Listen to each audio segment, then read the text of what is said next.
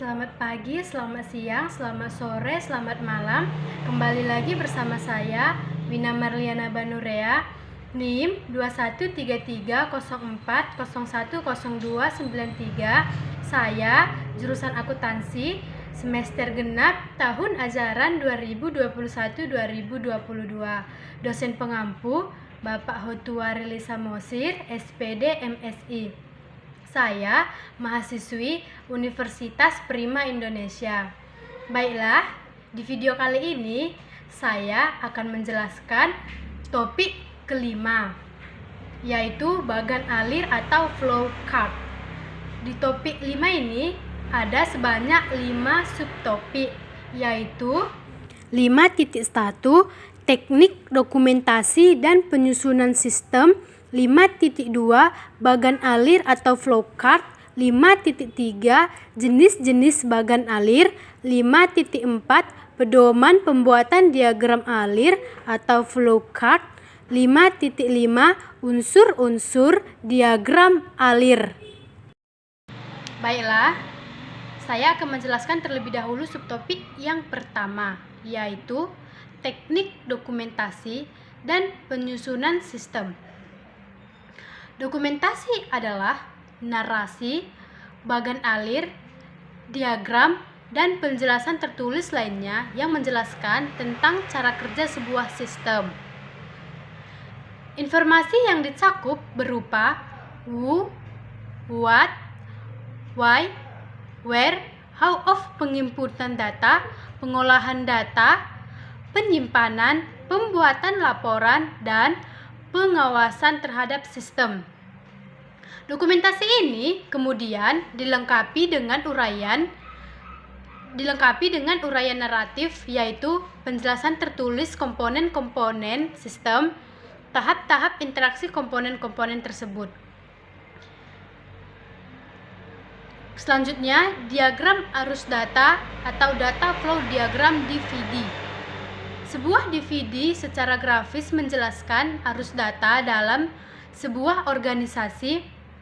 Teknik ini digunakan untuk mendokumentasikan sistem yang digunakan sekarang dan untuk merencanakan serta mendesain sistem yang baru. Tidak ada cara standar dalam menyusun DVD karena persoalan yang berbeda dengan metode yang berbeda pula. Pada dasarnya, DVD memfokuskan pada aliran data dalam organisasi. DVD disusun dengan menggunakan empat simbol utama, yaitu perhatikan gambar berikut. Simbol diagram arus data.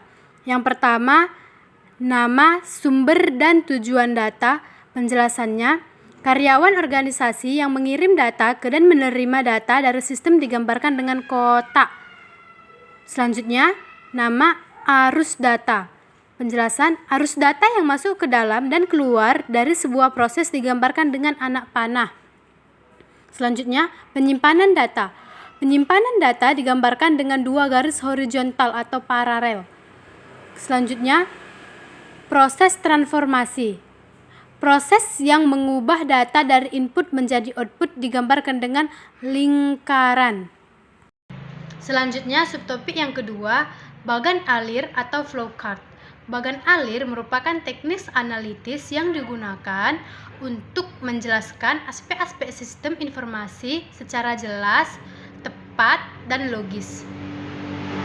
Bagan alir menggunakan serangkaian simbol standar untuk menguraikan prosedur pengolahan transaksi yang digunakan oleh sebuah perusahaan, sekaligus menguraikan aliran data dalam sebuah sistem. Simbol-simbol yang digunakan untuk membuat bagan alir terdapat pada tabel di bawah ini. Setiap simbol memiliki arti berbeda agar dapat dengan mudah dikenali. Bentuk simbol menunjukkan dan menguraikan kegiatan yang dilaksanakan, menunjukkan input-output, pemrosesan, dan media penyimpanan. Simbol-simbol ini dapat dibuat menggunakan program komputer atau template, yaitu penggaris khusus, untuk membuat simbol-simbol bagan alir. Secara garis besar, simbol dapat dikelompokkan ke dalam 4 kelompok. Antara lain, yang pertama input-output, yaitu simbol yang menggambarkan alat atau media yang memberikan input kepada atau merekam output dari kegiatan pengolahan data. Yang kedua, processing. Processing yaitu simbol yang menunjukkan jenis alat yang digunakan untuk pengolahan data atau dengan komputer manual. Yang ketiga, stroke, yaitu simbol yang menggambarkan alat yang digunakan untuk menyimpan data yang saat ini tidak dipakai sistem. Lain-lain, simbol yang menggunakan arus data dan barang. Simbol ini juga menggambarkan saat mulai dan berakhirnya bagan alir serta penjelasan-penjelasan tambahan pada bagan alir tersebut. Nah, baiklah, simak tabel berikut. Berikut simbol bagan alir. Simbol-simbol input-output. Nama yang pertama dokumen. Sebuah dokumen atau laporan dokumen dapat dibuat atau dicetak oleh komputer. Kedua, dokumen rangkap digambarkan dengan menumpuk simbol dokumen dan percetakan nomor dokumen di bagian depan dokumen pada bagian kiri atas. Input-output jurnal buku besar digunakan untuk menggambarkan berbagai media input dan output dalam sebuah bagan alir program, menggambarkan jurnal dan buku besar dalam bagan alir dokumen. Selanjutnya, tampilan. Informasi ditampilkan oleh alat output online seperti terminal CRT atau monitor komputer. Selanjutnya, pemasukan data online. Entry data oleh alat online seperti CRT dan komputer pribadi. Selanjutnya, terminal CRT, komputer pribadi. Simbol tampilan dan entry data digunakan bersama-sama untuk menggambarkan terminal CRT dan komputer pribadi. Selanjutnya, simbol-simbol processing. Yang pertama, pemrosesan komputer. Sebuah fungsi pemrosesan yang dilaksanakan oleh komputer biasanya menghasilkan perubahan terhadap data atau informasi. Kedua, kegiatan manual. Sebuah kegiatan pemrosesan yang dilakukan secara manual. Ketiga, kegiatan campuran. Sebuah kegiatan pemrosesan yang menggunakan alat selain komputer. Keempat, kegiatan pemasukan data offline. Sebuah kegiatan yang dilakukan dengan menggunakan sebuah alat pemasukan data offline atau entry data ke disket register kas. Keempat, disk bermagnet. Data disimpan secara permanen pada disk bermagnet digunakan untuk menyimbol file induk atau master file. Berikut simbol-simbol arus dan lain-lain. Yang pertama, penghubung pada halaman berbeda, menghubungkan bagan alir yang berada di halaman yang berbeda. Kedua, penghubung dalam sebuah halaman, menghubungkan bagan alir pada sebuah halaman yang sama. Penggunaan simbol ini untuk menghindari terlalu banyak anak panah yang saling melintang dan membingungkan. Yang ketiga, arus barang. Perpindahan fisik barang digunakan terutama dalam bagan alir dokumen. Keempat, terminal digunakan untuk memulai, mengakhiri, atau titik henti dalam sebuah proses atau program juga digunakan untuk menunjukkan pihak eksternal. Terakhir, keputusan. Sebuah tahap pembuatan keputusan digunakan dalam bagan alir program komputer untuk menunjukkan cabang bagi alternatif berbagai cara. Selanjutnya, subtopik yang ketiga yaitu jenis-jenis bagan alir. Berikut adalah beberapa jenis bagan alir. Yang pertama, bagan alir dokumen atau dokumen flow cards. Bagan alir dokumen menggambarkan aliran dokumen dan informasi antara pertanggungjawaban di dalam sebuah organisasi. Bagan alir bermanfaat untuk menganalisis kecukupan prosedur pengawasan dalam sebuah sistem, seperti internal check dan pemisahan fungsi. Bagan alir yang menjelaskan dan mengevaluasi pengawasan intern disebut internal control flow cards. Kedua, bagan alir sistem atau system flow cards. Bagan alir sistem menggambarkan hubungan antara input, pemrosesan, dan output sebuah sistem informasi akuntansi. Bagan alir sistem ini merupakan salah satu alat penting untuk menganalisis, mendesain, dan mengevaluasi sebuah sistem. Bagan alir ini secara universal dipakai dalam sistem kerja dan merupakan sarana berkomunikasi yang efektif.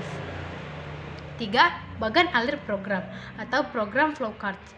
Bagan alir program menjelaskan urutan logika pemrosesan data oleh komputer dalam menjalankan sebuah program.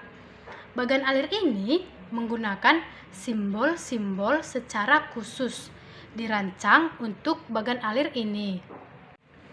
Selanjutnya subtopik yang keempat, pedoman pembuatan diagram alir atau flowchart. Bila seseorang analisis dan programmer akan membuat flowchart, ada beberapa petunjuk teknis yang wajib diperhatikan, yaitu pertama, flowchart digambarkan dari halaman atas ke bawah dan dari kiri ke kanan. Kedua, aktivitas yang digambarkan harus didefinisikan secara hati-hati dan definisi ini harus dapat dimengerti oleh pembacanya. Yang ketiga, kapan aktivitas dimulai dan berakhir harus ditentukan secara jelas. Keempat, setiap langkah dari aktivitas harus diuraikan dengan menggunakan deskripsi kata kerja, misalkan dalam hal menghitungkan pajak penjualan. Kelima, setiap langkah dari aktivitas harus berada pada urutan yang benar. 6.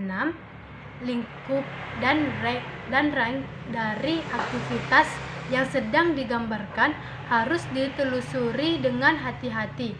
Percabangan-percabangan relasi yang memotong aktivitas yang sedang digambarkan tidak perlu digambarkan pada flowchart yang sama. Simbol konektor harus digunakan dan percabangannya diletakkan pada halaman yang terpisah atau hilangkan seluruhnya bila percabangannya tidak berkaitan dengan sistem. 7. Gunakan simbol-simbol flowchart yang standar. Selanjutnya kita memasuki subtopik yang kelima atau yang terakhir, yaitu unsur-unsur diagram alir. Unsur-unsur diagram alir memiliki dua unsur yang selalu muncul di dalam diagram alir, yaitu percabangan dan perulangan. Percabangan secara sederhananya adalah pilihan alur yang diambil dari beberapa opsi yang ada, tergantung dari kondisi yang dicapai. Misalkan, pada contoh lampu di atas, percabangan tergantung dari kondisi apakah lampu terpasang atau tidak. Yang kedua, perulangan. Perulangan digunakan untuk mengulang suatu proses. Perulangan dapat dilakukan terus-menerus selama program berjalan sampai didapatkan kondisi untuk keluar dari perulangan tersebut. Contohnya, perulangan untuk menampilkan angka 1 sampai 100. Kondisi untuk berhentinya adalah jika angka tersebut sudah mencapai 100. Baiklah, sampai di sini video penjelasan saya di topik kelima ini. Sekian dan terima kasih.